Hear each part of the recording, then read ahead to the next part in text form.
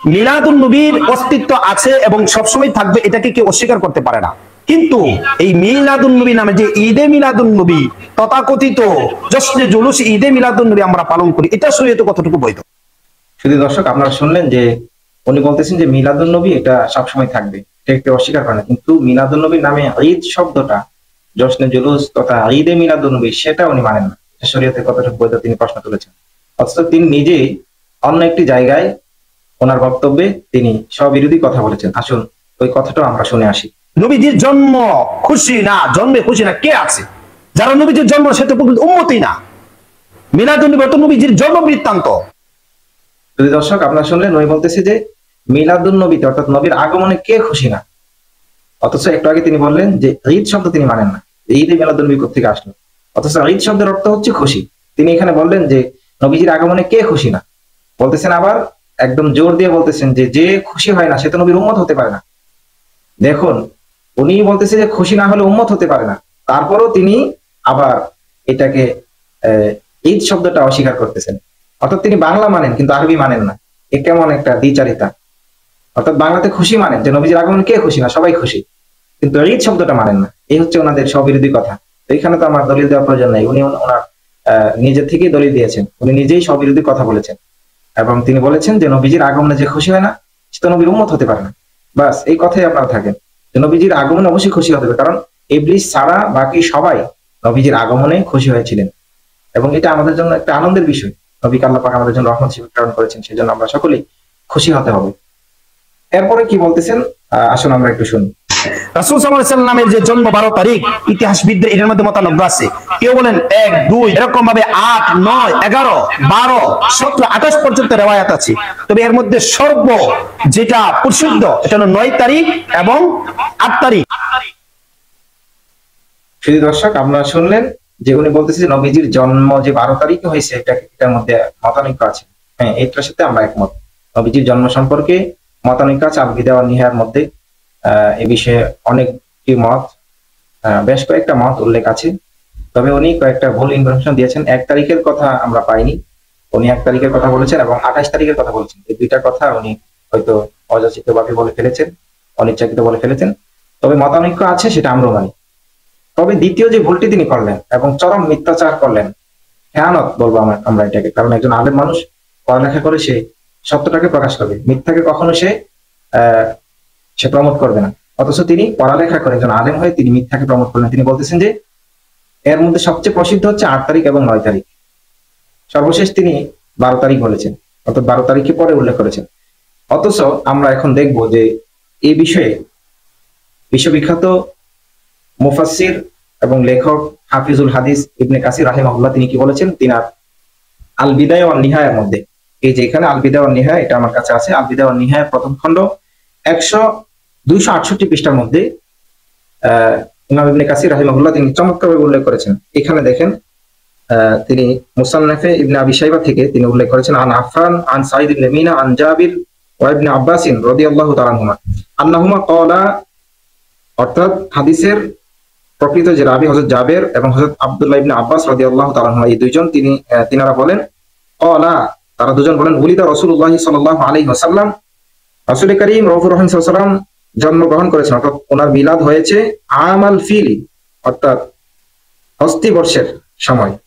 আমরা জানি 570 খ্রিস্টাব্দকে হস্তি বর্ষ বলা হয়, আমুল ফিল বলা হয়। ইয়াউমাল ইসনাইন, সোমবারে, আসানি আশারা মিন শাহরি রবিউল আউয়াল, অর্থাৎ রবিউল আউয়াল মাসের 12 তারিখ সোমবার দিনে রাসূল করিম রাউফুর রহিম সাল্লাল্লাহু আলাইহি ওয়াসাল্লাম এই দুনিয়াতে তাশরীফ এনেছেন, জন্ম হয়েছে ওনার। ওয়াফিহি বুইসা, এবং এই দিনে তিনি প্রেরিত হয়েছেন। ওয়াফিহি উরিজা বিহি ইলা সামাই, এবং এই দিনে রাসূল করিম সাল্লাল্লাহু আলাইহি ওয়াসাল্লামের মেরাজ সংগৃহীত হয়েছে। ওয়াফিহি হাজারা, এবং এই দিনে তিনি হিজরত করেছেন। ওয়াফিহি মাত, এবং এই দিনে রাসূল করিম দুনিয়া থেকে পর্দা করেছেন, ইন্তেকাল করেছেন। এরপরে দেখেন, ওয়াহাদা হুয়াল মাশহুর ইনদাল জামহুর, ইমাম ইবনে কাসির রাহিমাহুল্লাহ তিনি বলেছেন ওয়াহাদা হুয়াল মাশহুর, এবং এটি হচ্ছে প্রসিদ্ধ ইনদাল জামহুর, জমহুর উলামায়ে কেরামের কাছে এটাই প্রসিদ্ধ। তো আমরা শুনলাম উনি কত বড় মিথ্যাচারিতা করলেন। তিনি বলছেন এর মধ্যে 8 এবং 9 তারিখ নাকি সবচেয়ে বেশি প্রসিদ্ধ। তো এই হচ্ছে অবস্থা। আল্লাহ পাক আমাদেরকে হেদায়েত দান করুন, বোঝার তৌফিক দান করুন, আমাদেরকে মিথ্যাচার থেকে আমাদেরকে হেফাজত করুন। এরপরে তিনি আরো কি বলেছেন আসুন আমরা শুনে আসি। কিন্তু মৃত্যু যেই তারিখ হয়েছে এটা সকলেই কি একমত। তিনি বলেছেন মৃত্যু যে এই তারিখ হয়েছে এটাতে নাকি সকলে একমত, অথচ তিনি এখানেও চরম মিথ্যাচারিতা করলেন। মৃত্যু সম্পর্ক আল বিদায়া, এই একই কিতাব আল বিদায়া ওয়ান নিহায়া এর মধ্যে উল্লেখ আছে যে মৃত্যু সম্পর্কে কয়েকটি মত আছে, কয়েকটি মত রয়েছে এবং একাধিক মত। সেখানে আল বিদায়া ওয়ান নিহায়া গ্রন্থকার তিনি নিজেই ওনার এই কিতাবের মধ্যে ৫ম খণ্ড ২২৪ পৃষ্ঠার মধ্যে, এবং হুবহু এবারটা আপনারা পাবেন ফাথুল বারী অর্থাৎ বুখারী শরীফের যে সরা ব্যাখ্যা গ্রন্থ ফাথুল বারীর ৪৪২৬ নম্বর হাদিসের ব্যাখ্যায় আপনারা সেখানে পাবেন যে ইমাম বুখারী রাহমাতুল্লাহ আলাইহি এর ব্যাখ্যা গ্রন্থ ফাথুল বারীতে উল্লেখ আছে। এবারটি হচ্ছে এরকম, আপনারা স্ক্রিনে লক্ষ্য করুন। ফাল মুতামাদু অর্থাৎ এটাই সর্বজন বিদিত এবং প্রতিষ্ঠিত মত মা ক্বাল আবু মিখনাফ, আবু মিখনাফ যেটি বলেছেন, ওয়া কাআন্না সাবাবা গলাতি গায়রিহি, অর্থাৎ এখানে আবু মিখনাফের একটা মত উল্লেখ করা আছে। তিনি বলেছেন যে রাসূল কারীম সাল্লাল্লাহু আলাইহি ওয়াসাল্লাম রবিউল আউয়াল মাসের 2 তারিখে তিনি দুনিয়া থেকে পর্দা করেছেন। এই মতটাকে বলা হচ্ছে এটি প্রতিষ্ঠিত ওয়া কাআন্না সাবাবা গলাতি গায়রিহি, এবং এটার মধ্যে যে গলতটা হয়েছে অন্যান্যরা যে গলত করেছেন এটার কারণটা তিনি উল্লেখ করেছেন। আল্লাহুম ক্বালু, তারা বলেছেন মাতা ফি থানি শাহরি রাবিউল আউয়াল, অর্থাৎ বিশুদ্ধ যে রাবি তারা বলেছেন যে রাসূল কারীম সাল্লাল্লাহু আলাইহি ওয়াসাল্লাম রবিউল আউয়াল মাসের 2 তারিখ রাসূল কারীম সাল্লাল্লাহু আলাইহি ওয়াসাল্লাম ইন্তেকাল করেছেন। হাতা গায়্যারাত, অথবা সেটি পরিবর্তন হয়ে গেল, ফাসারাত সানিয়া আশারা, সেটা হয়ে গেল 12 তারিখ, অর্থাৎ 2 তারিখ থেকে ভুলক্রমে সেটা 12 তারিখ হয়ে গেল। ওয়াস্তামারাল ওয়াহমু বিযালিকা ইয়াতবাউ বাদুহুম, মানে এইভাবেই ভুলটা চলতে শুরু করলো এবং সেটাকে অন্যান্যরা গ্রহণ করতে শুরু করলো। বাদুহুম বাদান, একজন আরেকজন থেকে নকল করা শুরু করলো এই ভুলটাকে। মিন গায়রি তাআম্মুলিন, কোন ধরনের বিচার, কোন ধরনের যাচাই বাছাই ছাড়া সেটাকে সবাই গ্রহণ করে নিল। এই হচ্ছে মত। তাহলে আমরা কি বুঝলাম যে এখানে 2 তারিখ হচ্ছে একদম বিশুদ্ধ, অথচ তিনি বললেন মৃত্যু যেই তারিখ হয়েছে সবাই নাকি একমত। এটাও এক ধরনের খেয়ানত এবং চরম মিথ্যাচারিতা। এবং এই আল বিদায়া ওয়ান নিহার মধ্যে এই একই কিতাবের মধ্যে উল্লেখ আছে যে রাসূল করিম সাল্লাল্লাহু আলাইহি ওয়াসাল্লাম, এখানে কয়েকটি মত আছে, এর মধ্যে একটা আছে যে রাসূল করিম সাল্লাল্লাহু আলাইহি ওয়াসাল্লাম সফর মাসের 13 দিন বাকি থাকতে তিনি এই অসুস্থ হয়েছিলেন এবং রবিউল আউয়াল মাসের প্রথম সপ্তাহে তিনি ইন্তেকাল করেছেন। আবার একই পৃষ্ঠার মধ্যে উল্লেখ আছে যে আল্লাহ রাসূল সাল্লাল্লাহু আলাইহি ওয়াসাল্লাম সফর মাসের 28 তারিখে অসুস্থ হয়েছিলেন, এবং এটা আপনারা সকলে জানেন, উইকিপিডিয়াতে আপনারা সার্চ দিলে সেখানে পাবেন আখিরি চাহার সুম্মা নামে, যে নবীজি 28 তারিখে অসুস্থ হয়েছিলেন, মানে সুস্থ হয়ে যাওয়ার পরে আবার অসুস্থ হয়ে পড়েছিলেন। অসুস্থ হয়ে যাওয়ার পরে আবু বকর সিদ্দিক রাদিয়াল্লাহু তাআলা আনহু 21 অক্ট, কোথাও রয়েছে যে 17 অক্ট তিনি ইমামতি করেছিলেন। তাহলে 28 তারিখ থেকে 17 অক্ট যদি আপনারা হিসাব করেন তাহলে কোনোভাবে সেটা 12 রবিউল আউয়াল হয় না। হ্যাঁ, তবে 12 রবিউল আউয়ালের কথা অনেকে বলেছেন, কিন্তু উনি বললেন কি যে সবাই এটার মধ্যে একমত যে রাসূল করিম সাল্লাল্লাহু আলাইহি ওয়াসাল্লাম 12 তারিখ ইন্তেকাল করেছেন, রাসূল করিম সাল্লাল্লাহু আলাইহি ওয়াসাল্লাম সোমবার ইন্তেকাল করেছেন, এটাতে সবাই একমত। তো যাই হোক, এই হচ্ছে অবস্থা। তো আমরা এইসব মিথ্যাচারে যেন কান না দিই। এরপর তিনি কি বললেন, এখানে নাই।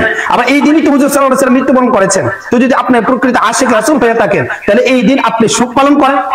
আপনার মধ্যে শুধু সুখ আছে কিন্তু সুখ দিয়া নাই, তাহলে এটা কিভাবে হলো? আমার জাতির কাছে আমার প্রশ্ন। শুনলেন, তিনি বলতেছেন যে এই দিনে আমরা যেন সুখ পালন করি। তিনি সুখ পালন করার পরামর্শ দেন, অথচ তিনি একজন জানলেওয়ালা আলেম, তিনি এই কথা কিভাবে বললেন? অথচ কোরআনুল কারিমে হাদিস শরীফে এই কথাগুলি সম্পূর্ণ এলাও করে না। শুধু তাই নয়, রাসূল করিম সাল্লাল্লাহু আলাইহি ওয়াসাল্লাম হাদিস শরীফের মধ্যে বলেছেন যে আমার জীবন যেভাবে তোমাদের জন্য উত্তম, আমার ইন্তেকালও তোমাদের জন্য উত্তম। যেমন হাদিসটি এসেছে তাবাকাতে কুবরা 1990 নম্বর হাদিস, সেখানে বলা হচ্ছে, আপনারা স্ক্রিনে লক্ষ্য করুন, হায়াতি খায়রুল লাকুম, আমার জীবন তোমাদের জন্য উত্তম, ওয়াফাতি খায়রুল লাকুম, এবং আমার ওফাত অর্থাৎ আমার ইন্তেকালও তোমাদের জন্য উত্তম। তুহদিসুনা ইউহদাসু লাকুম, তোমরা কথা বলো, তোমাদের সাথে আমি বসে কথাবার্তা বলি, তোমাদের কথা আমি শুনি। ফাইদা আনা মিতু, যখন আমি ইন্তেকাল করব, উরিদাত আলাইয়া আমালুকুম, তোমাদের আমল আমার কাছে পেশ করা হবে। ফাইন রাআইতু খায়রান, যখন আমি দেখব সেটা ভালো আমল, হামিদুল্লাহ, আমি আল্লাহর কাছে প্রশংসা করব। ওয়াইন রাআইতু শাররান, যদি আমি দেখি সেখানে কোনো ধরনের মন্দ আমল রয়েছে, কোন গুনাহ খাতা রয়েছে, ইস্তাগফারতুল্লাহ লাকুম, আমি আল্লাহর কাছে তোমাদের জন্য ক্ষমা প্রার্থনা করব। তাহলে বোঝা গেল রাসূল করিম সাল্লাল্লাহু আলাইহি ওয়াসাল্লাম বলেছেন যে আমার জীবন যেভাবে তোমাদের জন্য উত্তম, আমার ইন্তেকালও তোমাদের জন্য উত্তম। তো নবীজির ইন্তেকালও যদি উত্তম হয়ে থাকে, আর 10টা মানুষের মতো তো নবীজির ইন্তেকাল না। আর নবীজি নিজেই বলেছেন আমার ইন্তেকালও তোমাদের জন্য উত্তম। উত্তম জিনিসের জন্য আমরা শোক পালন করবো কেন? যেটা আমাদের জন্য মন্দের বিষয় হবে, যেটা আমাদের জন্য দুঃখের কারণ হবে, সেটার জন্য আমরা শোক পালন করতে পারি। তারপরও শোক পালন, একজন মানুষ, সাধারণ মানুষ মারা গেলে 3 দিন পর্যন্ত শোক পালন করা যায়, সেখানে নবীজির কথা তো প্রশ্নই ওঠে না। নবী তো আমাদের মতো না। দেখুন, সাধারণ একজন মানুষ মারা গেলে 3 দিন শোক পালন করা যায়, সেই বিষয়টা হাদিস শরীফের মধ্যে আসছে। বুখারী শরীফের 1280 নাম্বার এবং মুসলিম শরীফের 1486 নাম্বার হাদিস। একই হাদিস বুখারী শরীফের পরপর 3বার আসছে, 80 নাম্বার, 81 এবং 82 নাম্বার হাদিস। সেখানে বলা হচ্ছে যে একজন মানুষ মারা গেলে 3 দিন পর্যন্ত শোক পালন করতে পারবে। যেমন আপনারা স্ক্রিন লক্ষ্য করুন, লা ইয়াহিল্লু লিইমরাআতিন তুমিনু বিল্লাহি ওয়াল ইয়াউমিল আখির, অর্থাৎ একজন মহিলার জন্য জায়েজ হবে না, হালাল হবে না, যে ব্যক্তি আল্লাহর উপর বিশ্বাস করে এবং আখিরাত দিবসের প্রতি বিশ্বাস করে, আন তুহিদ্দা আলাইয়া মাইয়িতিন, মানে মৃত ব্যক্তির উপরে শোক পালন করা, ফাওকা সালাসিন, 3 দিনের বেশি, অর্থাৎ 3 দিন পর্যন্ত শোক পালন করা যায়, তাও শরীয়ত সম্মতভাবে। ইল্লা আলা জাওজিন আরবাআতা আশহুরিন ওয়া আশরা, এখানে বলা হচ্ছে তবে যে স্ত্রীর স্বামী মারা গিয়েছে তার জন্য 4 মাস 10 দিন সে শোক পালন করতে পারে, এটা হচ্ছে তার ইদ্দত। এছাড়া বাকিদের ক্ষেত্রে বলা হচ্ছে যে 3 দিন পর্যন্ত শোক পালন করতে পারবে। এখানে বলতে পারেন যে মহিলাদের কথা কেন উল্লেখ আছে, অন্যান্য হাদিসে পুরুষের কথা বলা আছে।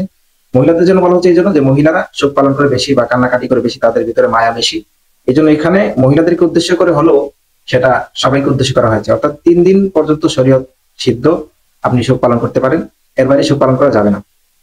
রাসূল করিম সাল্লাল্লাহু আলাইহি ওয়াসাল্লাম আমাদের কাছ থেকে 1500 বছর পর্দা করেছেন, সেখানে এতদিন পরে এসে তিনি আমাদেরকে শোক পালন করার পরামর্শ দিচ্ছে, বিষয়টা আসলে কোরআন হাদিসের সাথে যায় না, এটা কোরআন হাদিসের সাথে মিলে না। তো এই হচ্ছে ওনার কথাবার্তার ধরন, বা এই হচ্ছে ওনাদের কোরআন হাদিস বিরোধী কথা। আল্লাহ পাক আমাদেরকে বোঝার তৌফিক দান করুন।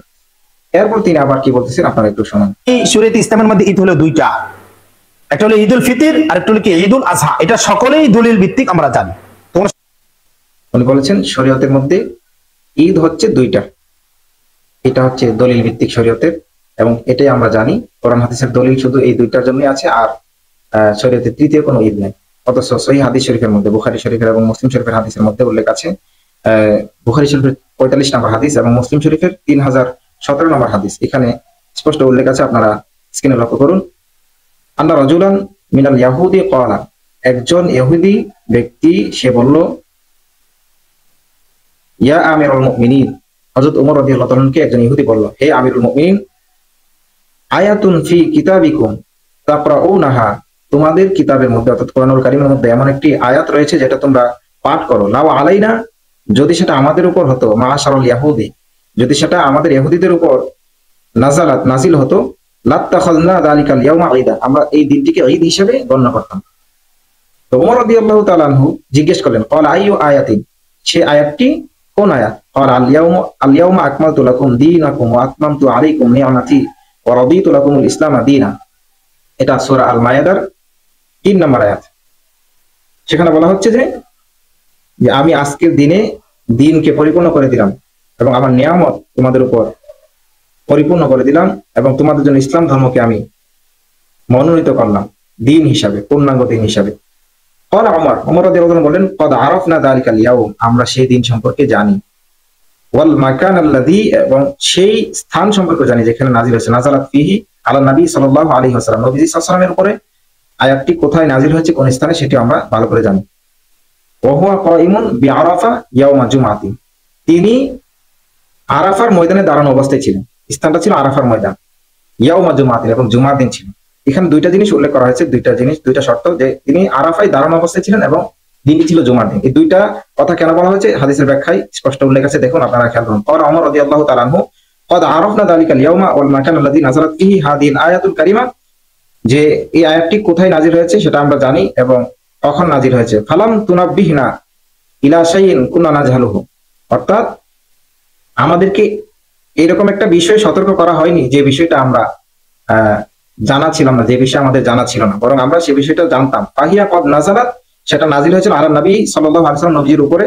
ওয়া হুয়া কায়িমুন, তিনি দাঁড়ানো ছিলেন আরাফা ইয়াউমা জুমাতিন, আরাফায় দাঁড়ানো অবস্থায় ছিলেন, সেটি দিনটি ছিল কি জুমার দিন। ফাহুয়া ইয়াউমুন, সেটি এমন একটি দিন ছিল ইস্তামা ফিহি ঈদান, এমন একটি দিন ছিল সেখানে জমা হয়েছে, ইস্তামা মিলিত হয়েছে, ফিহি সেই দিনে ঈদান, দুইটি ঈদ মিলিত হয়েছে। ইয়াউম আরাফা, এক হচ্ছে আরাফার দিন, সেটা ঈদের দিন, ও ইয়াউমুল জুমা, এবং জুমার দিন ঈদের দিন। এই জুমার দিন যে ঈদের দিন, সেটা আরো স্পষ্ট করে অন্যান্য হাদিসের গ্রন্থে আছে, বুখারী মুসলিম শরীফের এবং সিয়াসিতার অন্যান্য গ্রন্থে রয়েছে। বলা হচ্ছে যে জুমার দিন তোমাদের জন্য ঈদের দিন। কেন? এই জুমার দিন আদম আলাইহিস সালামকে সৃষ্টি করা হয়েছে, জুমার দিনকে আদম আলাইহিস সালামকে সৃষ্টি করা হয়েছে বিদায় সেটা ঈদের দিন। আর নবীজি যেদিন আগমন করেছেন সেটা ঈদের দিন হতে পারে না, সেটা তো গ্রহণযোগ্য কথা না, বা সেটা নবীজির উম্মত হিসেবে একজন সাপোর্ট করতে পারে না। এরপরে অন্য হাদিস শরীফের মধ্যে আছে যে এই জুমার দিন শুধু ঈদের দিন না, এটা হচ্ছে ঈদুল ফিতর এবং ঈদুল আজহা থেকেও উত্তম। সুবহানাল্লাহি ওয়া বিহামদিহি সুবহানাল্লাহিল আযীম। আপনারা খেয়াল করুন স্ক্রিনে, হাদিসটি এসেছে মিশকাত শরীফের 120 পৃষ্ঠায়, ইবনে মাজাহ শরীফের 1084 নম্বর হাদিস, মুজামুল কাবিরের 4511 নম্বর হাদিস, হিলিয়াতুল আউলিয়া প্রথম খণ্ড 366 পৃষ্ঠা, শুআবুল ঈমান গ্রন্থের 2712 নম্বর, মুসান্নাফ ইবনে আবি শাইবার 5516 নম্বর হাদিস।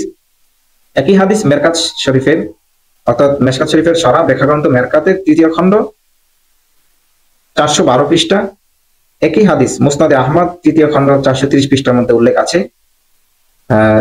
ক্বালা ক্বালা রাসূলুল্লাহ সাল্লাল্লাহু আলাইহি ওয়াসাল্লাম, রাসূল ইরশাদ করেন, আন্না ইয়াউমাল জুমাতি, নিশ্চয়ই জুমার দিন, সাইয়্যিদুল আইয়ামি, সেটা হচ্ছে দিন সমূহের মধ্যে সর্বশ্রেষ্ঠ দিন, ওয়া আযমুহা ইনদাল্লাহ, এবং আল্লাহর কাছে এটা সর্বোত্তম এবং সবচেয়ে বড় দিন। ওয়া হুয়া আযমু ইনদাল্লাহি মিন ইয়াউমিল আযহা ওয়া ইয়াউমিল ফিতরি, এই দিনটি আল্লাহর কাছে ঈদুল ফিতর এবং ঈদুল আজহা থেকে সর্বশ্রেষ্ঠ এবং উত্তম। সুবহানাল্লাহ।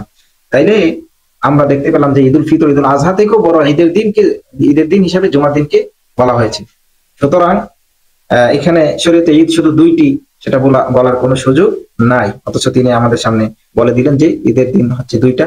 এটাই কোরআন হাদিস সিদ্ধ কথা, এর বাইরে কোনো ঈদ নাই। তো এই হচ্ছে আমাদের সামনে বিভ্রান্ত করার কিছু পায়তারা, এগুলা থেকে আমাদেরকে যেন আল্লাহ পাক হেফাজত করে। শরীয়তের মধ্যে এরকম অহরহ ঈদ আছে, আরো অনেক ঈদ আছে। এইভাবে শাব্দিক ঈদের কথা আমরা চিন্তা করলে আমরা আমার জানা মতো যতদূর জেনেছি যে প্রায় 273টা ঈদের সন্ধান আমরা পেয়েছি, শাব্দিক ভাবেই বলেন আর শরীয়তে সিদ্ধ কথাই বলেন, আপনি যেভাবেই বলেন, এইভাবে 273টি ঈদের কথা হাদিস থেকে আমরা জেনেছি। তো আপনি আপনার এই মিলাদুন নবীকে ঈদ মানতে আপনার অসুবিধা হয়। আসল কথা হচ্ছে মানার মতো বুঝ থাকলে, নবীর প্রতি মহব্বত থাকলে এমনিতে মানা যায়, আর মানার মতো অবস্থা না থাকলে সেটা আপনার হাজারো দলিল দিলেও সেটা মানা সম্ভব না। আল্লাহ পাক আমাদেরকে বোঝার তৌফিক দান করুন, আমাদের ভাইকে বোঝার তৌফিক দান করুন। এরপরে তিনি কি বলতেছেন আপনারা একটু শুনুন। রাসূল করিম সাল্লাল্লাহু আলাইহি সাল্লাম পালন করে নাই, হ্যাঁ, তারপরে সাহাবায়ে কেরাম পালন করে নাই, তাবিঈন পালন করে নাই, ইমাম আবু হানিফা রাহমাতুল্লাহ পালন করে নাই, ইমাম শাফিঈ রাহমাতুল্লাহ জিন্দেগিতে কোনদিন পালন করে নাই, ইমাম আহমদ রাহমাতুল্লাহ পালন করে নাই, ইমাম মালিক রাহমাতুল্লাহ পালন করে নাই, খাজা মুঈনুদ্দিন চিশতি রাহমাতুল্লাহ পালন করে নাই, আব্দুল কাদের জিলানী রাহমাতুল্লাহ পালন করে নাই, খাজা বাহাউদ্দিন নকশবন্দি রাহমাতুল্লাহ পালন করেন নাই, বাংলাদেশে যে সমস্ত পীররা আছে শাহজালাল মুজাদ্দিদ ইয়ামনি রাহমাতুল্লাহ পালন করে নাই, শাহ ফরমান রাহমাতুল্লাহ পালন করে নাই, খাজা গিসু দারাস রাহমাহুল্লাহ তাআলা পালন করে নাই, শাহ নাসিরউদ্দিন সিবাসাল রাহমাতুল্লাহ আলাইহি সহ অসংখ্য পীর আউলিয়ারা যারা পালন করে নাই। এখন আমরা নতুন ভাবে যখন এটা পালন করলাম, এটাকে শরীয়ত হইল নাকি মন করা? আর মন করা কাজই বলা হয়েছে কি এটা বিদআত, ওয়া কুল্লু বিদআতিন দালালা, প্রত্যেকটা বিদআতই গুমরাহ।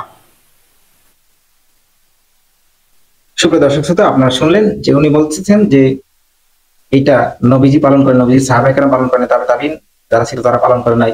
তারপরে 4 মাযহাবের ইমামের কথা উল্লেখ করলেন, 4 তরিকার 4 জন ইমামের কথা উল্লেখ করলেন। বাংলাদেশের যেসব পীর আছে, শাহজালাল ইয়ামানী রাহমাতুল্লাহ আলাইহি, শাহজালাল রাহমাতুল্লাহ আলাইহি সহ 360 আউলিয়া, গেসুদারাস রাহমাতুল্লাহ আলাইহি, নাসিরউদ্দিন সিবাসাল রাহমাতুল্লাহ আলাইহি, ওনারা পালন করেন নাই। আজকের দিনে যারা পালন করতেছে এটা বিদআত হয়ে গেছে। এখানে আমার কথা হলো, ওই ভাইকে আমি পাল্টা প্রশ্ন করবো যে আপনি যে বলছেন এইসব মনীষীরা পালন করে নাই, এইসব মনীষীরা কি আপনারা যে 40 দিনের চিল্লা আবিষ্কার করেছেন, মসজিদে মসজিদে গিয়ে চিল্লা দেওয়া, এরপরে এই চিল্লার মধ্যে আরো কত নিয়ম কানুন, নিজস্ব বানানো নিয়ম কানুন রয়েছে, সেগুলো কি ওনারা পালন করেছেন? আর এই তাবলিগের বয়সও বা কত বছর হয়েছে? 100 বছর এখনো হয় নাই। আপনারা নেটে সার্চ দিলে পাবেন তাবলিগ কত সালে চালু হয়েছিল। এরপর তাবলিগের যে কতগুলো নিয়ম, আমরা সেগুলোকে খারাপ কাজ বলতেছি না, কিন্তু আপনার কথার পৃষ্ঠে আমরা কথাটা দেখালাম যে আপনি যে বলতেছেন এগুলা নবীজি পালন করেন, সাহাবায়ে কেরাম পালন করেন, এরপরে 4 তরিকার ইমাম, 4 মাযহাবের ইমাম সহ আমাদের বাংলাদেশের পীররা পালন করে নাই, ওনারা তো আপনারা যে এই যে বড় বিদাত করতেছেন সেটা তো পালন করেন নাই। মসজিদে মসজিদে গিয়ে 40 দিন পর্যন্ত থাকা, মসজিদে অবস্থান করা, হ্যাঁ, প্রত্যেক আউলিয়া কেরাম দিনের দাওয়াত দিয়েছেন, তারা বিধর্মীর কাছে গিয়ে ইসলামের দাওয়াত দিয়েছেন। তো এই সিস্টেমে আপনারা যে তাবলীগের যে সিস্টেম চালু করেছেন, এই সিস্টেমে কি ওনারা পালন করেছেন? আমার আপনার কাছে প্রশ্ন এবং জাতির কাছে প্রশ্ন। এরপরে তিনি বলেন যে কুল্লু বিদআতিন দলাল, এটা মনে হয় যে ওনাদের জাতীয় সঙ্গীত। এই হাদিসটা কুল্লু বিদআতিন দলালা, এই হাদিসটি ওনাদের জাতীয় সঙ্গীত। মনে হয় যে এই হাদিস শুধু ওনারাই জানেন, আর কেউ জানে না। এই হাদিসটা প্রায় সময় ওনারা বিদআতের বিভিন্ন ওনাদের মুখের ভাষায় বিদআতের সংজ্ঞা দিতে গিয়ে প্রায় সময় এই হাদিসটি ওনারা সেট করেন। এটা ওনাদের জাতীয় সঙ্গীতের রূপ নিয়েছে। কুল্লু বিদআতিন দলালা যে বললেন, কুল্লু বিদআতিন দলালা, সব বেদাতে যদি গোমরাহ হয়, সব বেদাতে যদি পথভ্রষ্ট হয়, তাহলে আমরা একটি হাদিস লক্ষ্য করি। এখানে দেখুন যে এখানে কোন বেদাত এটা, এবং প্রত্যেক বেদাত যদি গুমরাহ হয় তাহলে এটাও গুমরাহী হবে, এবং একই দোষে ওমর রাদিয়াল্লাহু তাআলা আনহু দুষ্ট হবেন। আসুন, হাদিসটি আসছে বুখারী শরীফের হাদিস, বুখারী শরীফের 2010 নম্বর হাদিস। সেখানে স্পষ্ট উল্লেখ আছে, قال عمر رضي الله عنه, ওমর রাদিয়াল্লাহু তাআলা তিনি বললেন, ইন্নী আরা লাউ জামাতু হাউলাই আলা কারিইন ওয়াহিদিন লাকানা আমসাল।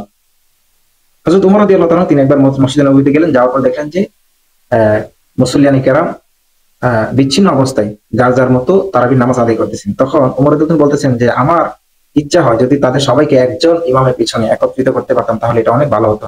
তুম্মা আজামা, অতঃপর তিনি সিদ্ধান্ত নিলেন, ফাজামা আহুমা, তাদেরকে একত্রিত করলেন, ফাজামা আহুম, তাদেরকে একত্রিত করলেন আলা উবাই ইবনে কাব, উবাই ইবনে কাব রাদিয়াল্লাহু তাআলার পিছনে ওনাকে ইমাম বানিয়ে ওনার পিছনে সবাইকে একত্রিত করলেন। সুম্মা খরাজতু মাহু লাইলাতান উখরা, তখন তিনি অন্য একটি রাতে বের হলেন। ওয়ান্নাসু ইউসাল্লুনা বিসালাতি কারিইহিম, অতঃপর তিনি লক্ষ্য করলেন যে মানুষেরা একজন ইমামের পিছনে ওই তারাবি নামাজ আদায় করছেন। ওয়ালা ওমর, ওমর রাদিয়াল্লাহু তাআলা তখন বললেন, খুশি হয়ে গেলেন এবং বললেন, নি'মাল বিদআতু হাযিহি, এটা হচ্ছে উত্তম বিদআত। তাইলে ওমর রাদিয়াল্লাহু তাআলা নিজেই একটা বিদআত চালু করলেন যেটা নবীজির যুগে ছিল না, তিনি চালু করে তিনি বলতেছেন এটা হচ্ছে উত্তম বিদআত। অথচ আমাদের ভাই বলেন প্রত্যেক বিদআতই নাকি গুনাহ, অথচ বিদআতের ক্লাসিফিকেশন রয়েছে। উলামায়ে কেরাম ব্যাখ্যা করেছেন, মুহাদ্দিসিনে কেরাম, ফুকাহায়ে কেরাম, তিনারা বিদআতকে অনেক শ্রেণী বিন্যাস করেছেন। বিশেষত মোটা দাগে বলতে গেলে দুই ধরনের আছে বিদআত, একটা হচ্ছে হাসানা আর একটা সাইয়্যা।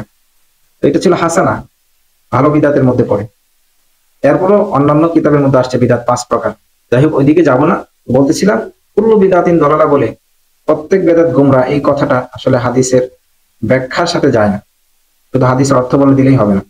হাদিসের মধ্যে তো আসছে যে ব্যক্তি নামাজ পড়ে না সে কাফের, তার মানে কি নামাজ না পড়লে সে কাফের হয়ে যাবে? আপনিও তো বলবেন না যে নামাজ না পড়লে কাফের হয়ে যাবে, আপনি বলবেন যে ফাসেক হবে।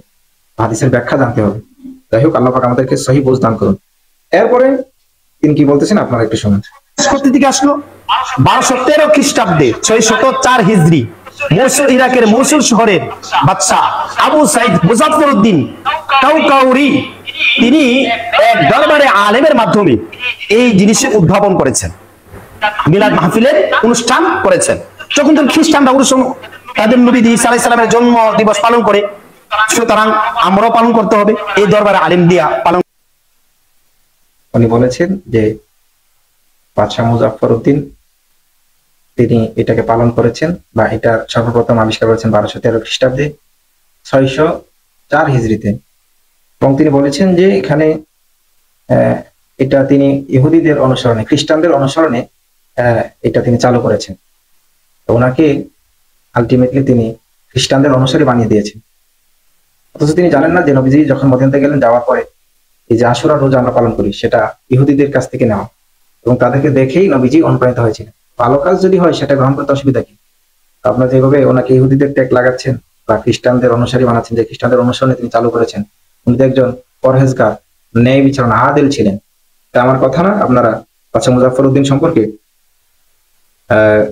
আল বিদায়া ওয়ান নিহায়ার মধ্যে স্পষ্ট উল্লেখ আছে, আপনারা খেয়াল করুন। এবার ক্বালা ইবনে কাসির রাহমাতুল্লাহ আলাইহি বলেন, ফি তারিখিহি, তার তারিখ গ্রন্থের মধ্যে, কানাল মালিকুল মুজাফফর, বাদশা মুজাফফর তিনি ছিলেন ইয়ামালুল মাউলিদ, তিনি আশ-শরীফ, তিনি মওলুদ শরীফ পালন করতেন, ফি রবিউল আউয়াল, রবিউল আউয়াল মাসে, ওয়া ইয়াহতাফিলু, এবং ফিহি ইহতিফালান হাইলান, তিনি বর্ণাঢ্যভাবে মাহফিলের আয়োজন করতেন, মিলাদুন নবী মাহফিল। ওয়া কানা শাহমান সুজাআন, তিনি কেমন ছিলেন? তিনি ছিলেন সুগঠিত দেহের অধিকারী, বীর পুরুষ, বাতলান আকিলান আদিলান, ওয়া তালাত মুদ্দাতুহু ফিল মুলক ইলা আন মাতা ওহুয়া মুহাসিরুল ফিরেন্স এই মাদিনাতি আক্কা তালাজিনা ওয়াসিতুমিয়া। সুপ্রিয় দর্শক, এখানে উল্লেখ আছে যে তিনি বাদশা মুজাফফর উদ্দিন সম্পর্কে ইবনে কাসির রাহিমাহুল্লাহ তিনি বলেছেন যে তিনি ছিলেন সুগঠিত দেহের অধিকারী, বীর পুরুষ এবং ন্যায় বিচারক এবং সূক্ষ্মদর্শী ছিলেন। সুচিন্তিত ব্রেইনের অধিকারী তিনি ছিলেন। এখানে আকিলান আছে, অন্য একটি ইবারতের মধ্যে আদিলান আছে। তিনি ন্যায় বিচারক ছিলেন, তিনি ছিলেন জ্ঞানী, ন্যায়পরায়ণ শাসক, পরহেজগার ছিলেন। এই বিষয়ে আরো উল্লেখ আছে, যেমন এই আল বিদা ওয়ান নিহার মধ্যে অন্য পৃষ্ঠার মধ্যে উল্লেখ আছে ওয়াকানা শাহমান সুজাআন বাতলান আলিমান আদিলান রাহিমাহুল্লাহ ও আকরামা মাসওয়াহু। তিনি ছিলেন যে সুগঠিত দেহের অধিকারী, বীর পুরুষ, ন্যায় বিচারক, আলেম ছিলেন। ওনার সম্পর্কে এই মন্তব্যগুলি করা হয়েছে। ইবনে কাসির রাহিমাহুল্লাহ তিনি এই মন্তব্য করেছেন। একই কথা আল্লামা জালালউদ্দিন সুয়ুতী রাহমাতুল্লাহ আলাইহি, তিনি কে? তিনি ৭৫ বার নবীকে স্বপ্নে দেখেছেন। এই জালালউদ্দিন সুয়ুতী রাহমাতুল্লাহ আলাইহি হসনুল মাকাসিদ ফি আমালিল মাউলিদ এই কিতাবের মধ্যে তিনি এই কথাগুলি উল্লেখ করেছেন। শুধু তাই নয়, আল বিদা ওয়ান নিহার মধ্যে ইবনে কাসির রাহিমাহুল্লাহ অন্যত্র বলেছেন আল মালিকুল মুজাফফর ইবনে জাইনুদ্দিন আবু সাঈদ কাউকাবারি। দেখেন, ওনার উপাধি হচ্ছে কাউকাবারি, অথচ তিনি বললেন কাউকাউরি। কোথায় কাউকাউরি আর কোথায় কাউকাবারি? যাই হোক, এখানে বলা হচ্ছে আহাদুল আজওয়াদিস সাদাতিল কুবারা। তিনি ছিলেন দানশীল ব্যক্তি এবং নেতৃত্ব স্থানীয় বড় বড় নেতৃত্ব স্থানীয় লোকদের অন্যতম। আল মুলুকুল আমজাদিলাতি আসরু হাসানাতিন। তিনি ছিলেন একটি ন্যায় বিচার প্রতিষ্ঠিত রাষ্ট্রের রাজা ছিলেন এবং ভালো ভালো কাজের প্রভাবক ছিলেন তিনি।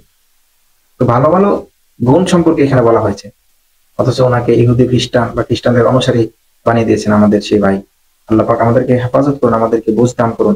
শুধু তাই নয়, সিয়ার আলামী নুবালার মধ্যে 22তম খণ্ড 336 পৃষ্ঠার মধ্যে ইমাম যাহাবী রাহমাতুল্লাহ আলাইহি চমৎকারভাবে উল্লেখ করেছেন যে তিনি নম্র, ভদ্র, বিনয়ী, উত্তম স্বভাবের অধিকারী ছিলেন এবং তিনি আহলে সুন্নাত ওয়াল জামাতের আকীদা বিশ্বাসী ছিলেন। আপনারা খেয়াল করুন, ইসলাম স্ক্রিনের মধ্যে আপনারা এই বারোটি লক্ষ্য করুন। ওয়াকারুমাল আখলাকি কাসীরুত তাওয়াদি হুসনুল আকীদাতি সালিমুল বিতাকাতি শাদীদুল মাইলি ইলা আহলিস সুন্নাতি ওয়াল জামাত।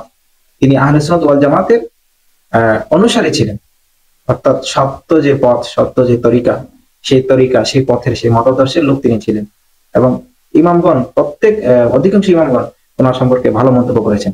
অথচ আমাদের ভাই তিনি ওনাকে বলেন যে খ্রিস্টানদের রীতি অনুসরণ করে তিনি এটা চালু করেছেন। আসল কথা হচ্ছে আমাদের ভাইরা নবীজির সম্মান শুনলেই ওনারা এখানে অন্য কিছু খোঁজেন, বেদাত খোঁজেন, শিরিক খোঁজেন। কিন্তু অন্য ক্ষেত্রে ওনারা জাল হাদিস হলো জাল হাদিস দেখেন না, কিন্তু নবীজির ক্ষেত্রে জাল হাদিস দেখেন, নবীজির ক্ষেত্রে বেদাত শিরিক খোঁজেন, নবীজির ক্ষেত্রে ইহুদি খ্রিস্টানদের অনুসারী বানিয়ে দেওয়া হয়। তো এই হচ্ছে উম্মতের নমুনা। আল্লাহ পাক আমাদেরকে নবীজির প্রকৃত উম্মত হিসেবে কবুল করুন। এরপর তিনি কি বলতেছেন আপনারা একটু খেয়াল করুন। ওমর ইবনে দেহিয়া, তার মৃত্যু হলো 633 হিজরিতে। উনি কেমন লোকটা ছিলেন? আল্লামা ইবনে হাজার আল আসকালানী রাহমাতুল্লাহ আলাইহি তার লিসানুল মিজান 4 নম্বর খণ্ড দারুল ফিকরি বৈরুতের ছাপা এই 308 নম্বর 38 নম্বর পৃষ্ঠার মধ্যে বলেন যে কাসীরুল ওয়াকিআ ফিল আইম্মা ওয়া ফিস সালাফি মিনাল উলামা খাবিসুল লিসান আহমাকু শাদীদুল কিবরি কালিলুন নাজর ফি উমুরিদ দ্বীন মুতাহাফিনান। এই লোকটা আহলে উলামায়ে কেরামদের ব্যাপারে কটাক্ষ করতেন, তাদেরকে নিয়ে গালাগালি করতেন। তার ভাষা ছিল খাবিসুল লিসান, অশ্লীল ভাষী ছিলেন। আহমাকু, সে ছিল বেয়াকুফ, শাদীদুল কিবরি, অত্যন্ত অহংকারী ছিল। তো এখন যারা ঈদ মিলাদুন নবী পালন করে আর যারা পালন করে না তাদেরকে নিয়ে যে যারা গালিগালাজ করে, গালমন্দ করে, তাদেরকে ইসলামের শত্রু মনে করে, ওয়াহাবি বলে গালি দেয়, আসলে এই সমস্ত গালিগালাজ করা এটা নতুন কোনো কিছু না। এটা ওয়ারিস হিসেবে উত্তরসূরি হলো ওমর ইবনে দেহিয়ার উত্তরসূরি। উনি শুধু লিসানুল মিজান থেকে একটি মত উল্লেখ করে তিনি দিয়ে দিয়েছেন এবং তিনি বলছেন ইবনে হাজার আসকালানী রাহমাতুল্লাহ এটা বলেছেন। কত বড় মিথ্যাচারিতা তিনি করলেন! এটা ওনার মত নয়, ওনার কিতাবের মধ্যে আসছে। এটা হচ্ছে বিচ্ছিন্ন কিছু মত তিনি উল্লেখ করেছেন ওনার কিতাবে জাস্ট, কিন্তু উনি বলেছেন যে এটা নাকি ইবনে হাজার আসকালানীর কথা। যাই হোক, ওনার সম্পর্কে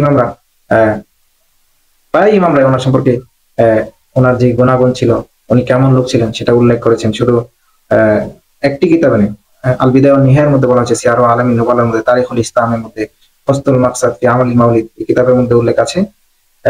আপনারা স্ক্রিনে লক্ষ্য করুন, ওনার সম্পর্কে বলা হচ্ছে কানা ইবনু দেহিয়া মিন উলামা ইল মাশহুরিন। তিনি ছিলেন প্রসিদ্ধ আলেমদের মধ্যে, তখনকার সময়, তৎকালীন সময়ে প্রসিদ্ধ আলেমদের মধ্যে একজন আলিম ছিলেন। ওয়াফুদালাউল মারুফিন ফি আসরিহি, তার যুগের সমকালীন সময়ে সমসাময়িক সময়ে তিনি ছিলেন পরিচিত এবং তিনি প্রসিদ্ধ আলেম ছিলেন, মশহুর আলেম ছিলেন, জমহুর আলেমদের অন্তর্ভুক্ত তিনি ছিলেন। শুধু তাই না, এই সম্পর্কে আরো অনেক মতামত কিতাবের মধ্যে আসছে, বিভিন্ন কিতাবের মধ্যে ভালো ভালো গুণগুলি বলা আছে। এখন আপনি বেশিরভাগ আলেম কি বললো, বেশিরভাগ বর্ণনাকারী ওনার সম্পর্কে কি বর্ণনা করেছেন, কি মতামত দিয়েছেন, সেটা না বলে আপনি একজনের মত উল্লেখ করে একজনকে আপনি অপবাদ দিয়ে দিলেন। হ্যাঁ, উনি হয়তো কঠোর ছিলেন, এরকম কঠোর তো সাহাবীদের যুগে আমরা দেখেছি। ওমর রাদিয়াল্লাহু আনহু কঠোর ছিলেন। তারপরে মুনাফিকদের সম্পর্কে আল্লাহ পাক রব্বুল আলামিন কঠোর ছিলেন। নবীজি জানাজা পড়তে যান, নবীজি জামা দিয়ে দিয়েছেন মুনাফিক সর্দারকে, তারপর আল্লাহ পাক ক্ষমা করেন নাই। আল্লাহ পাক কোরআনুল কারীমে আয়াত নাযিল করেছেন এবং তিনি বলেছেন ওয়ালা তুসাল্লি আলা আহাদিন মিনহুম, আপনি তাদের জানাজার নামাজ পড়বেন না। আল্লাহ পাক কঠোর হয়েছেন এবং ওমর রাদিয়াল্লাহু আনহু কঠোর ছিলেন। তো এরকম যারা দুনিয়া নবী আলেম ছিল তাদের বিরুদ্ধে তিনি কঠোর ছিলেন, এটা অস্বীকার করার মতো না। এবং তিনি বলে দিলেন যে তাদের অনুসারীরা আজকের দিনে কঠোর হয় এবং গালিগালাজ করে। উনি তো গালিগালাজ করতেন না, কঠোর ভাবে তিনি জবাব দিতেন। আর ওনার সম্পর্কে একটা বিচ্ছিন্ন মত উল্লেখ করে এটাকে আপনি প্রসিদ্ধ এবং প্রতিষ্ঠিত মত হিসেবে আপনি চালিয়ে দিচ্ছেন, এটা তো ঠিক না। এবং আপনি জানেন একজন আলেম মানুষ, ইবনে মাজাহ শরীফের হাদিসের মধ্যে আসছে, যদি কেউ কারোর বিরুদ্ধে যদি বাজে মন্তব্য করে, অপবাদ দেয়, সেটা যদি সে যোগ্য না হয়, সেই অপবাদের যোগ্য যদি সেটা তিনি না হন, তাহলে সেই অপবাদটা আপনার থেকেই ঘুরে আসবে। কারণ কোনো বান্দা যখন কোনো বান্দাকে অপবাদ দেয় তখন সেটা আসমানের দিকে যায়, আসমানের দরজা বন্ধ হয়ে যায়, জমিনের দিকে আসে, জমিনের দরজা বন্ধ করে দেওয়া হয়, ডানে বামে ছুটতে থাকে। কোথাও যখন সে জায়গা পায় না, তখন যাকে অপবাদ দেওয়া হয় সে যদি আসলে অপবাদের যোগ্য হয় তার উপরে সেটা বর্তায়। যদি যাকে অপবাদ দেওয়া হয় সে যদি যোগ্য না হয়, তাহলে যিনি অপবাদ দিয়েছেন তার উপরে সেটা চলে আসবে। এই জন্য আমাদের বুঝে শুনে মন্তব্য করা উচিত। ওনারা উভয়ই, বাদশাহ মুজাফফরউদ্দিন এবং আবুল খাত্তাব ওমর ইবনে তাহিয়া, ওনারা উভয়ই ভালো লোক ছিলেন এবং ওনারা নবীজির প্রতি মহব্বত রাখতেন, মিলাদ উদযাপন করতেন, এই ছিল ওনাদের দোষ। আল্লাহ পাক আমাদেরকে সহি বুঝ দান করুন। এরপর তিনি কি বলতেছেন আপনারা একটু শুনুন। রাসূল সাল্লাল্লাহু আলাইহি সাল্লাম জন্ম দিবস পালন করছে রোজা রেখে, আপনিও রোজা রেখে পালন করেন। এখানে উনি কি বললেন যে রাসূল করিম সাল্লাল্লাহু আলাইহি ওয়াসাল্লাম রোজা রেখে জন্মদিন পালন করেছেন। এতক্ষণ বলতেছেন যে এটা পালনের কোনো বিষয় না, এখন বলতেছেন যে রাসূল করিম সাল্লাল্লাহু আলাইহি ওয়াসাল্লাম জন্মদিন পালন করেছেন। অর্থাৎ ওনাদের কথাই ওনাদের সব দিতে হয়। যাই হোক, নবীজি রোজা রেখে পালন করেছেন, তো আমরা তো রোজা রাখি। আমরাও এখানে এই সোমবারে অনেকেই রোজা রাখেন এবং মিলাদুন নবীর দিনে অনেকেই রোজা রাখেন, অনেক ভাইরা রোজা রাখেন। আর এই রোজাটা তো ফরজ না, ফরজ হলে আবশ্যক হইতে, যেহেতু এটা নফল, কেউ রাখতে পারে কেউ নাও রাখতে পারে, অথবা অন্য শরীয়তের জায়েজ পদ্ধতিতে অন্য কোনো পদ্ধতিতে সে পালন করতে পারে। যেমন আমরা রাসূল করিম সাল্লাল্লাহু আলাইহি ওয়াসাল্লাম যখন আখির চার সোমবারে যখন নবীজি সুস্থ হলেন, তখন কোনো কোনো সাহাবী রোজা রাখলেন, কেউ আবার নামাজ পড়লেন, কেউ দান সদকা করলেন। আপনার নেটে সার্চ দিলে পাবেন, চার খলিফারা ওনারা দান করেছেন, আবু বকর সিদ্দিক রাদিয়াল্লাহু দান করেছেন, ওমর রাদিয়াল্লাহু আনহু, ওসমান গনি জিমরিন রাদিয়াল্লাহু আনহু, আলী রাদিয়াল্লাহু আনহু, ওনারা দান করেছেন। তো এইভাবে আপনার অনেকে অনেকভাবে উদযাপন করেছেন, কেউ খুশি হয়েছেন শুধু, মানে এইভাবে বিভিন্ন ভাবে জায়েজ যত পদ্ধতি আছে সেভাবে তারা সেভাবে খুশি উদযাপন করেছেন। নবীজি যে সুস্থ হয়েছেন সেটা ওনারা বিভিন্ন জায়েজ পদ্ধতিতে ওনারা পালন করেছেন। সুতরাং জায়েজ পদ্ধতিতে পালন করতে কোনো অসুবিধা নেই। রোজা তো ফরজ না, রোজা রাখতেই হবে। হ্যাঁ, রোজা রাখলে ভালো। অনেকে তো রোজা রাখেন, আপনারা কি রাখেন? আল্লাহ পাক তো কোরআনুল কারীমে সূরা সাফের 2 নম্বর আয়াতে বলেছেন যে ইয়া আইয়ুহাল্লাযীনা আমানু লিমা তাকুলুনা মা লা তাফআলুন, তোমরা এমন কাজ করো না যেই কাজ করলে, এমন কাজের আদেশ করো না যেই কাজ তোমরা নিজেরা করো না। সুতরাং যদি কোনো কাজের আদেশ করতে হয় নিজের আগে পালন করতে হবে। কারণ আপনারা পালন করেন কিনা? আপনারা তো দেখা যায় যে এই দিনে যারা জুলুস করতে যাবে, আনন্দ প্রকাশ করতে যাবে, রাস্তায় বের হবে, আপনারা তাদের জন্য লাঠি সুটা নিয়ে বসে থাকেন। আপনারা যখন লাঠি সুটা নিয়ে বসে থাকেন, এটা থেকে প্রমাণ হয় আপনার রোজা রাখেন। কারণ রোজা রাখলে আপনারা মারামারি করতে, ঝগড়াঝাটি করতে আপনার রাস্তায় বের হতেন না। আর যদি রোজা রাখতেনও, আমি ধরে নিলাম যে আপনার রোজা রেখে রাস্তায় বের হয়ে গেছেন লাঠি নিয়ে, তো লাঠি নিয়ে আপনি রোজা অবস্থায় কেন বের হলেন?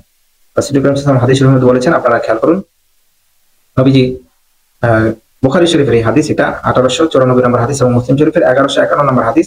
নবীজি বলেছেন যে আসিয়ামু জুন্নাতুন, রোজা হচ্ছে ঢাল স্বরূপ। ফাইদা কানা আহাদুকুম সাইমান, যখন তোমাদের কেউ রোজা অবস্থায় থাকে, ফালা ইয়ারফুস, সে যেন অশ্লীলতা না করে, ওয়ালা ইয়াজহাল ফাইন ইমরুম, এবং সে যেন জিহালতপূর্ণ কোন কাজ না করে, অশ্লীলতা না করে, পাপের কাজ না করে। ফাইন ইমরুহু শাতামাহু, যদি ফাইন ইমরুম শাতামাহু, যদি কেউ তাকে গালি দেয়, আও কাতারাহু, যদি কেউ তার সাথে ঝগড়া বিবাদ করতে আসে, ফাল ইয়াকুল, সে যেন বলে ইন্নী সাইম, আমি রোজাদার। আপনার কি রাসূল করিম সাল্লাল্লাহু আলাইহি ওয়াসাল্লাম এই হাদিস মানতেছেন? যদি রোজা থাকতেন আপনি তো ঝগড়া করতে চাইতেন না, বরং অন্য কেউ ঝগড়া করতে আসলে আপনি বলতেন যে আমি রোজা। তো আপনি তো নিজেরই রোজা রাখেন না। আপনারা এটা বলেন, আপনারা পরামর্শ দেন যে আসেন আমরা রোজা রাখি এবং জায়েজ যত পদ্ধতি আছে সেভাবে আমরা পালন করি। মূল কথা হচ্ছে আপনি সেটা মানেন না, এই জন্য বিভিন্ন কায়দা কৌশলে সেটা বিরোধিতা করছেন। আল্লাহ পাক আপনাদেরকে বোঝার তৌফিক দান করুন, আমাদের সকলকে বোঝার তৌফিক দান করুন। এরপরে তিনি কি বলতেছেন, তো এটা 12 তারিখেই করতে হবে, এটা তো কোনো শরীয়ত সিদ্ধ কথা। 12 তারিখে এটা করতে হবে সেটা তো আমরা বলি না। এবং বাংলাদেশে দেখেন বিভিন্ন তারিখে পালন হয় এবং উপজেলা পর্যায়ে একদিন পালন হচ্ছে, জেলা পর্যায়ে আরেকদিন পালন হচ্ছে, ইউনিয়ন ভিত্তিক আরেকদিন পালন হচ্ছে, ঢাকাতে একদিন পালন হচ্ছে, চট্টগ্রামে অন্যদিন পালন হচ্ছে, নির্দিষ্ট দিন নাই। তো 12 তারিখে করতে হবে এটা আমরা বলি না, যে কোনো সময় করা যাবে। এবং যেহেতু এটা ফরজ না, সেজন্য এটা নির্ধারিত সময়ও নাই এবং নির্ধারিত পদ্ধতিও নাই, জায়েজ পদ্ধতিতে আপনি পালন করতে পারেন। এরপর তিনি কি বলেছেন আপনারা শুনুন। তাফসীরে কুরতুবী, তাফসীর ইবনে কাসির, তাফসীর তাবারি, তাফসীরে কাবীরের মধ্যে মুফাসসিরিন কেরাম কি বলেছেন, যে আপনাদের সামনে আমি তাফসীরে কাবীর, মাফাতিহ গায়ব যে তাফসীর নামে প্রসিদ্ধ, তার 9 নম্বর খণ্ডের মধ্যে মুসান্নিফ রাহমাতুল্লাহ আলাইহি, মুফাসসির রাহমাতুল্লাহ আলাইহি লিখেছে, আম্মাল মুফাসসিরুনা ফাকালু ফাদলুল্লাহ আল ইসলাম ওয়া রাহমাতুহু আল কুরআন। ফজল দ্বারা উদ্দেশ্য হলো ইসলাম আর রহমত দ্বারা উদ্দেশ্য হলো কোরআন। এই কোরআন উদ্দেশ্য, আমরা অপব্যাখ্যা করছি, মানুষকে, সাধারণ মানুষকে আমরা বুঝিয়ে দিচ্ছি নবীর প্রতি দরদ। সুপ্রিয় দর্শক শ্রোতা, তিনি কি বলেছেন আপনারা শুনলেন। উনি 3-4টি তাফসিরের হাওলা দিয়ে সূরা ইউনূসের 58 নম্বর আয়াতের তাফসির করেছেন, ব্যাখ্যা আপনাদেরকে শুনিয়েছেন, যে সেখানে ফদল দ্বারা ইসলাম এবং রহমত দ্বারা কোরআনকে বোঝানো হয়েছে। তো এই কথা বলে তিনি পাল্টা মন্তব্য করলেন যে আমরা ভুল ব্যাখ্যা করি। আমরা কি আসলে ভুল ব্যাখ্যা করি না? আপনি অল্প কয়েকটা তাফসির থেকে নিজের উদ্দেশ্য যেটা সেটাকে গ্রহণ করলেন আর বাদ বাকি তাফসির গুলাকে আপনি ফেলে দিলেন। উনি দেখেন এই 3-4টি তাফসিরের হাওলা দেখেন, অথচ প্রসিদ্ধ তাফসির রয়েছে বিভিন্ন ভাষায়, প্রসিদ্ধ তাফসির রয়েছে 100-র উপরে, আর অন্যান্য তাফসির তো আছে, অপ্রসিদ্ধ তাফসির তো অনেক রয়েছে। তো এখানে উনি 3-4টা তাফসিরের হাওলা দিয়ে বাদ বাকি তাফসিরকে তিনি ডিনাই করে ফেলেন এবং বললেন যে মন করা, অথচ বাদ বাকি অধিকাংশ তাফসিরই রহমত দ্বারা আমাদের নবীকে বোঝানো হয়েছে। কারণ এটা তো সরাসরি তাফসির, তাফসির কোরআন বিল কোরআন। সূরা আল আম্বিয়ার 107 নম্বর আয়াতে আল্লাহ পাক বলেছেন যে ওমা আরসালনাকা ইল্লা রাহমাতাল লিল আলামিন, আমি নবীকে দুনিয়াতে রহমত হিসেবে প্রেরণ করেছি। সুবহানাল্লাহ। তাহলে নবীকে রহমত হিসেবে প্রেরণ করলে এখানে তো আর কথা থাকে না, সরাসরি কোরআন আয়াত এটা। তাহলে তাফসির সবচেয়ে গ্রহণযোগ্য যে তাফসির এবং শক্তিশালী তাফসির হচ্ছে তাফসিরে কোরআন বিল কোরআন। কোরআন দ্বারা কোরআনের তাফসির হচ্ছে সর্বশ্রেষ্ঠ এবং শক্তিশালী তাফসির। তো যাই হোক, উনি কয়েকটা তাফসিরের কথা বলছেন, অথচ অন্যান্য সব তাফসিরের মধ্যে অধিকাংশ এবং যেগুলি গ্রহণযোগ্য এবং প্রসিদ্ধ তাফসিরগুলিতে নবীজিকে উল্লেখ করা হয়েছে। যেমন তাফসির রুহুল মাআনিতে মাহমুদ আলাইসি রহমতুল্লাহ আলাই, রুহুল বায়ানের মধ্যে ইমাম ইসমাইল হকি রহমতুল্লাহ আলাই, দুররে মানসুর, তাফসির দুররে মানসুর যেটা লেখক হচ্ছে জালালউদ্দিন সুয়ুতী রাহিমাহুল্লাহ, এবং জালালউদ্দিন সুয়ুতীর তাফসির জালালাইনের মধ্যে উল্লেখ আছে। ইবনে জাওজি রাহিমাহুল্লাহর জাদুল মাসিরের মধ্যে উল্লেখ আছে। বিশেষ করে দুররে মানসুরের ৪র্থ খণ্ড ৩০ পৃষ্ঠার মধ্যে আপনারা স্পষ্ট দেখবেন যে রহমত দ্বারা নবীকে উদ্দেশ্য করা হয়েছে।